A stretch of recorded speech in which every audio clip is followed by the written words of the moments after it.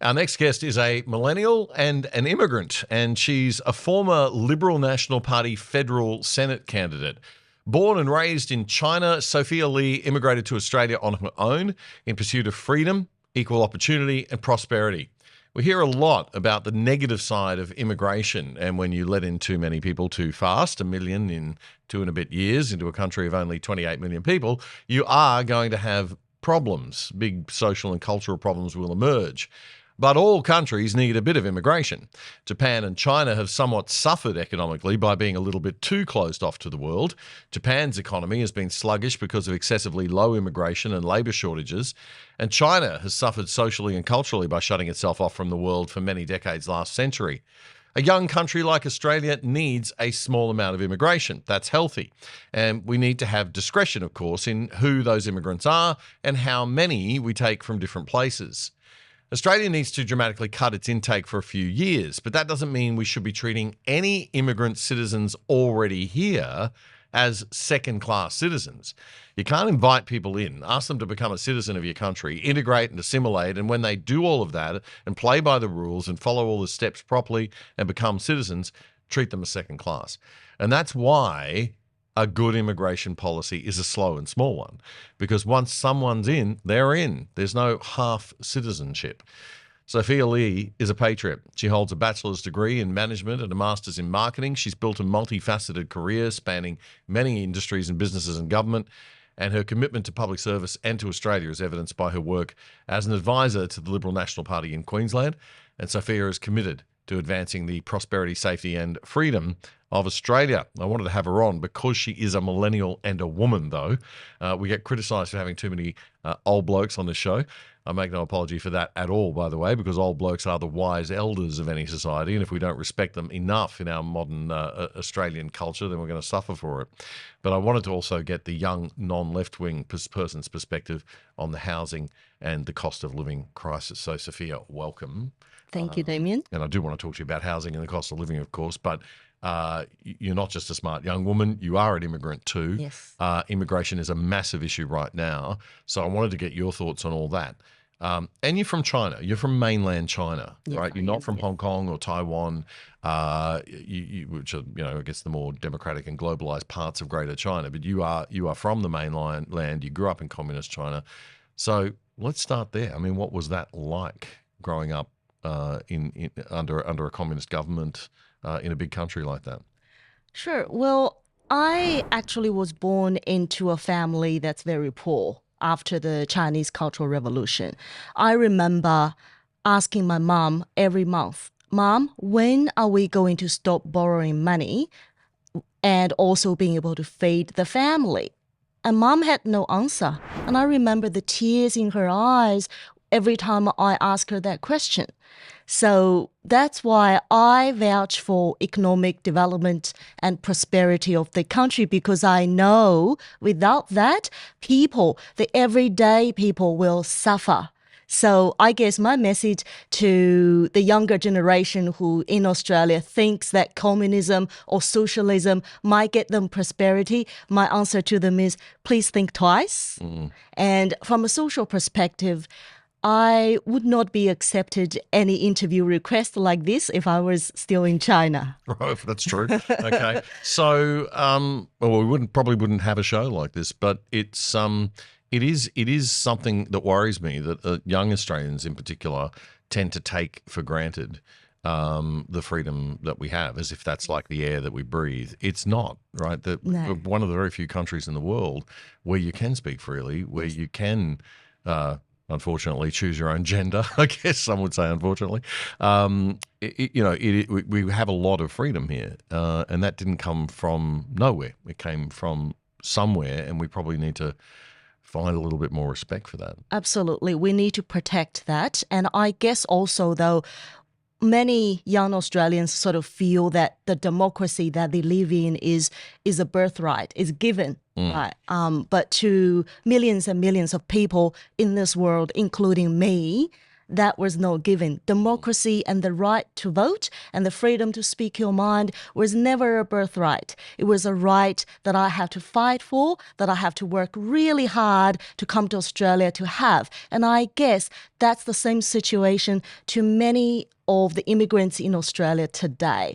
So for people like me, I treasure and I value and what we have, and I think it's a great privilege. And because of it, I fight for it. Because of it, I get into politics. I voice my voice. I wish to show the younger generation that the world of communism, the world of control, the world of someone decides how the wealth and the freedom is distributed is not the ideal world that they might think it is. Yeah, the centralised control of the means of production is not a good idea. The free market also works very well too, and a lot of people don't realise how the free market works. I don't think we educate kids about what the free market is, what pricing is, how the prices get set by demand and supply in a free market. And that tells, that signals people to make more of a product or make less of a product, or businesses to go into different directions. And everything works quite nicely if you don't meddle, if government doesn't meddle. You joined the Liberal Party, obviously, because you believed in those classical liberal ideas. Absolutely. And you still do, which is more than I can say for some members of the Liberal Party, probably, but we won't go there. Don't be too critical of people, but we've seen a bit of a shift left in Australia culturally, and that has even affected the Liberal Party. Are you feeling optimistic about the future for Australia? I mean, as a young person, I ask you as a millennial more than as an immigrant, how do you feel about where we're heading? I am optimistic. I believe there's a lot of work to be done. We, from the people from the right, need to communicate to our voters a lot more clearly, a lot more connected to their feelings and their concerns on a daily basis. Having said that, I always have great faith in my fellow Australians in that when they get more information, they will make a great judgment call. And I also have great faith because the country that I came to about 20 years ago was a country that people's united. There's a lot of tolerance in each other. There's a lot of understanding of each other. More importantly, there's a lot of willingness to work with each other. There was the kindness, there was the mentorship, there was advice people give me. All of that still lives in people's heart today. It is a matter of bringing that up again. It is a matter of showing people that it's okay to be like that again, so we can be united, we can focus on what really matters to our daily lives, we can focus on the prosperity of our country, we can focus on the safety of our people and our country, and all of that's okay. It's allowed, and it's nothing wrong with it. In fact, it's what we should worry about. There's nothing ultra right-wing about it. No, that's right. It used to be just the normal way we went about things. Absolutely. How are the new immigrants in Australia? I mean, we have a situation. I mean, you're probably a little bit more plugged into the newer immigrants. My family goes back a few generations, but I remember, that there was always a little bit of tension in the Australian community, and being called a wog boy at school and being picked on a bit, 30, 40 years ago. But I think a lot of people were pleased to see that our country has sort of become a little bit more multi-ethnic. I won't say multicultural because I don't like that term, but multi-ethnic. And we should still have perhaps obviously it's a European heritage country, and that's fine. We need to be, as I said, careful and slow about our immigration, but we can't be making people who are already citizens feel like second-class citizens. How are people feeling, do you think, out there at the moment who are first-generation Australians? And there's a lot of them, by the way, right, because of our immigration recently. Yes, yeah. Yes. Well, actually, first let me share a little story of me, and then I believe the reason I will share is because I believe that's the story of many Australians. Right? Like you mentioned in your intro, I come to this country in the seek of freedom, prosperity, and equal opportunities. And 20 years later, I can look people into the eye and say, I have gained what I seek. And it's because of Australia. Australia is giving me all of that. And in fact, I owe my father's life to Australia. My father is very unwell right now, and he's getting treatment in Australia. Right. And he's only alive because of it. And to me, I would like to give back to my society. because of what my society gave me. And that's why I get into politics. That's why I fight for prosperity, for freedom, and I fight for the right to be rewarded for effort again, right? And I believe my story is a part of an Australian story. It is a story of many, many immigrants who lives in Australia, who pay taxes, who services community, and they are the doctors who treat us when we are unwell. They are the police officers who actually looking after us when it's unsafe. And they are the people working in nursery homes who look after our elderly when we are unable to. And those are the people that we were talking about, right, in terms of the immigrants already in Australia. And right now, a lot of them feel isolated. A lot of them feel unwelcomed and unwanted in their own country, right? That include Japanese-born comedian, who actually said in his show that he was really scared when he heard about this anti-immigration, anti-mass immigration protest, and he was worried that when he was overseas at the time, but he was worried when he came back, the country is no longer accepting him. And I'm talking about an African immigrant came in very early with his father and his mother telling me, why have I been picked on? I worked so hard. I'm actually talking about an engineer from the UK. Come and look at me into the eyes and go, Sophia, why am I feel that I am no longer a part of Australia? Right. So those are the people that we're talking about, that a lot of the narratives that are out there right now is making them feel unwelcomed. And those are the people that served the yum cha, that cooked the yum cha that the March for Australian participants went and enjoyed afterwards. Yep. Right. So for me to present... Well, most of the March for Australia participants are not racist. So a lot of it, and a lot of them, there were several people of different ethnic backgrounds there as well. And this is the problem we've got, that there are some racists attaching themselves to these movements. But the vast majority of people involved in these marches are people who are concerned about just the speed of the and the effect that that's having on the country, of course, and you know, we all agree that immigration has to be balanced. So I think you know, the way the media covers these things sometimes is a bit troubling too.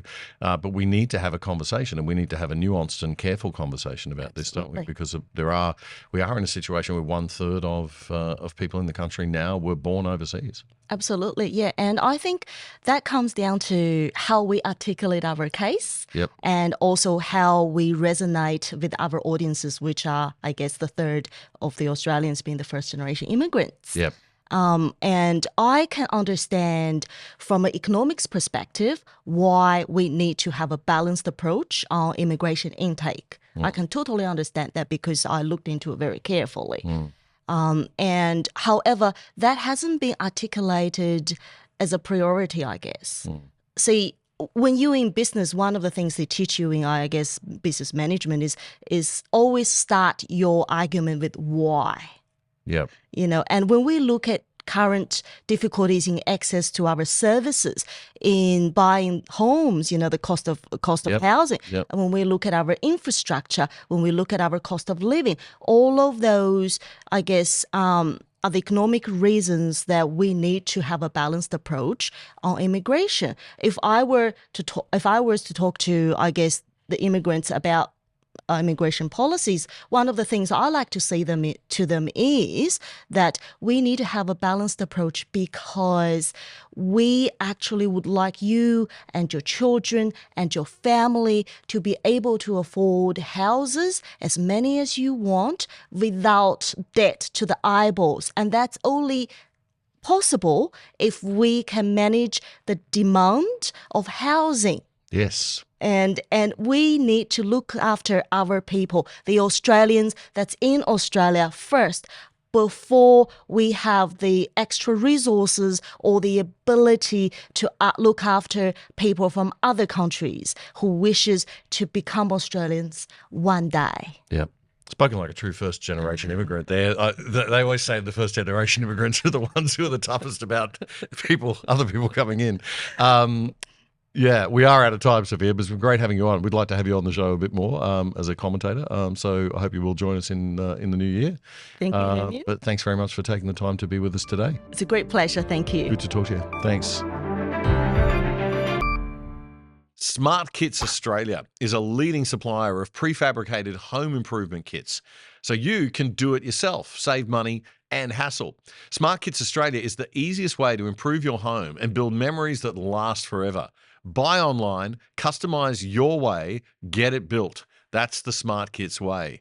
Decks, patios, pergolas, flyover roofs, carports, and insulated roofing, all prefabricated, fully engineered, and delivered anywhere in Australia. You can choose from hundreds of pre-designed SmartKits on their website, or you can go custom with SmartKits' in-house design team. Every kit is engineered tough, packed smart, and delivered free anywhere in Australia. And don't worry if you're not so handy. If you need it installed, they can do that too. Their licensed builder network can get you started even faster. It's up to you. So save thousands on your own 100% Australian-made smart kit. Build your own outdoor lifestyles with SmartKits Australia. SmartKits.com.au, a proud sponsor of The Other Side. That was a segment clip from our weekly Friday night news show, The Other Side, which you can watch in full by simply going to YouTube and searching up The Other Side Australia. Then you'll find our full shows playlist. You can also find all of our full shows and our segments on our own website, othersidetv.com.au. That's othersidetv.com.au. Help us build a whole new Aussie media by joining us over there and signing up for the exclusive side.